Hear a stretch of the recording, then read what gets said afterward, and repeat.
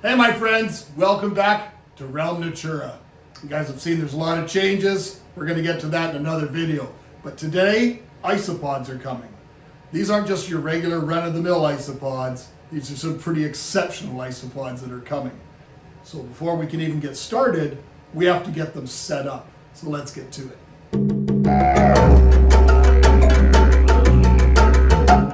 Before we even get started, I'm going to change the way that I'm going to be doing isopods going forward. I want real deep bins.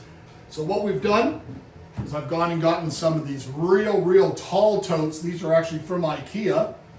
These are the Samblas. These are the same type of units that I use upstairs for all the different types of plants and so forth that you guys have seen. There's one I've put a vent on either side to get started because the species in question that we're going to be dealing with are very specialized, much more higher humidity than a lot of the other species. So we're going to be dealing with some really unique things, and we want to make sure that they're good to go for when they arrive. So the first thing we got to do is we got to start off with the wheel of all the different accoutrements to make our special soil mix. So the first thing that we have here is this is sea soil. This is that nice organic product that I was talking about that I've used it in my substrates for years. I can source it in Canada. It's a Canadian product, and it's a nice organic humic mix, and it also has a lot of different minerals and stuff added to it. So we're going to start off that as our base. We want to maintain a fairly stable environment with good moisture control, so we're going to be using some good Canadian peat moss in that as well.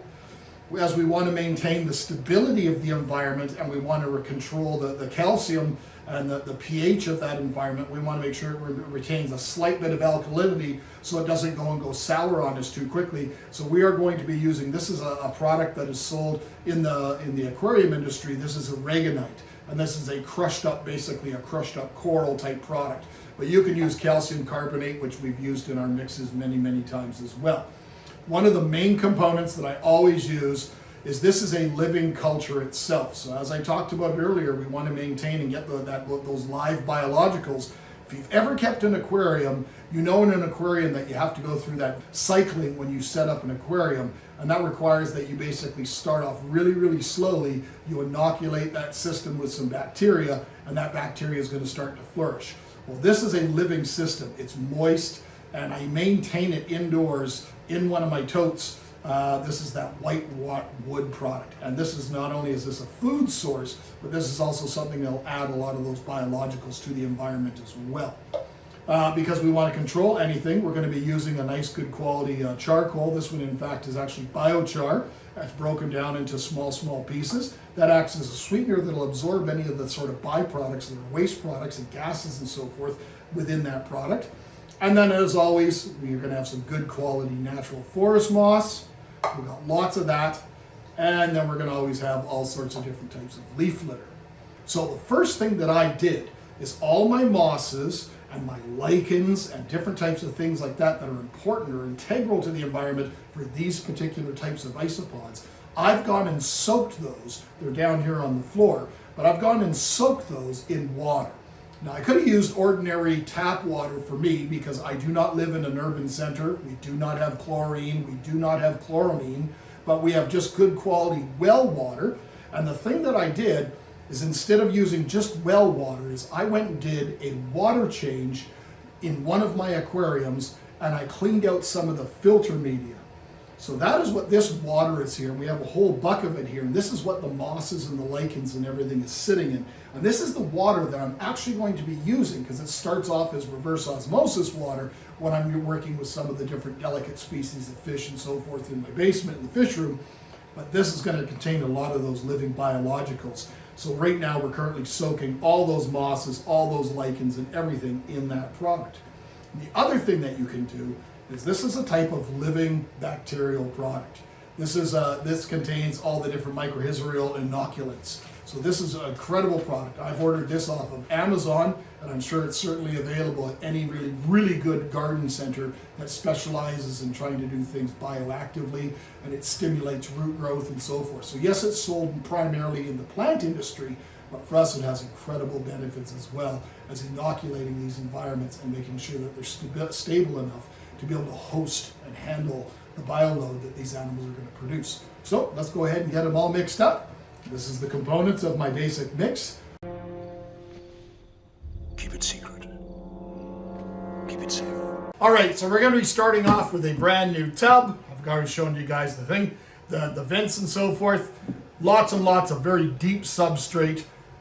This is, I think, the way to go for some of these incredibly new species. It'll contain the humidity a lot better. It'll also give them a lot more access to a lot more resources than keeping them really, really tightly confined. Let's put a nice big deep layer of the substrate. Now, as I've done it before, and I've shown you guys before, we do not sterilize these products. I think that kind of defeats the purpose with some of these products to sterilize them the way we were before, back in the day with baking and so forth. So what we're doing now is we are taking these products and we are soaking them for a good 24 hours or so. And all that's going to do is take off, such as like centipedes and so forth, that could be problematic to your isopod culture. Here's some of that beautiful green moss. And it's going to become a nice, beautiful moisture sink. We've got some more moss, and then we have some lichens and so forth. And these are all components of things that are all part of the diet of these animals. Wood sources. So again, I'm looking at nice, naturally harvested wood sources. So we want to put a bunch of those in there. These become the platforms for the animals. And on the type of species in question that we're talking about, I've got some beautiful lichen-covered branches that were harvested in the fall. Now the first one in question is decidedly more arboreal. That sounds, for an isopod, but they definitely appreciate a lot more of the vertical surfaces. So I think we are good to go for this one here. The only thing left to do is really to give it a good soaking down.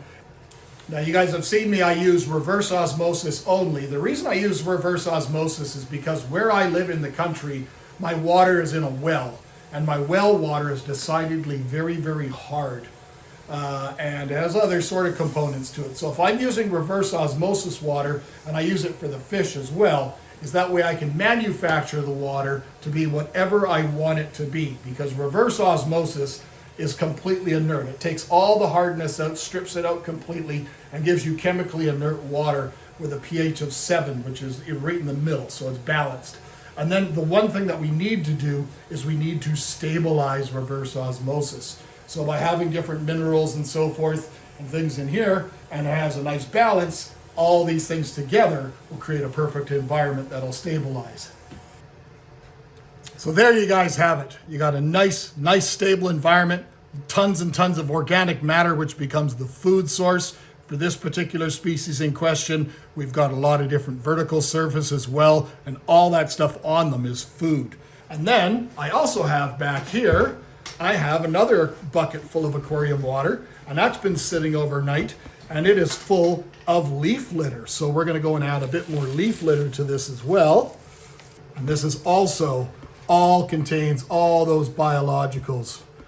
And there you have it. We have 4 beautiful tubs ready to go, full of natural products. These isopods hopefully are going to absolutely thrive. Real trick is making sure that you guys understand that natural system is a living system. We have to add those bacteria, those cultures, the fungus, all those things are all integral parts of these environments. Now I will go and inoculate these with springtails as well, as I do with everything, and the springtails will help keep that environment clean as well. So till next time, my friends, get out, explore the world around you. Nature, Mother Nature has so many things to show us, and I just find every bit of this fascinating. So until next time, thank you, my friends, for watching. Take care.